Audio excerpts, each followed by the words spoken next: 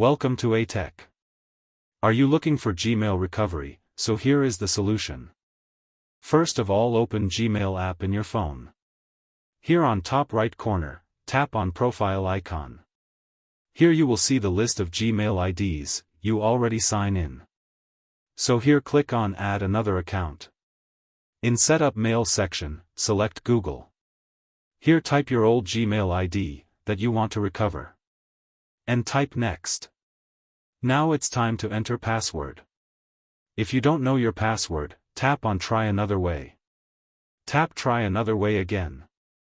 Now Google asks you again, choose how you want to sign in, so here check the last digits of your number. If you have this number in your phone, tap on Two-Step Verification Phone. Here Google may ask for account recovery, if you have any recovery email, so select it, and if you don't have access to recovery email, then again select Try Another Way to sign in. Now Google asks for another Gmail account, on which Google will send a link to recover your account. So provide another email address to receive recovery link. Now Google may ask for verification code, sent on that email account.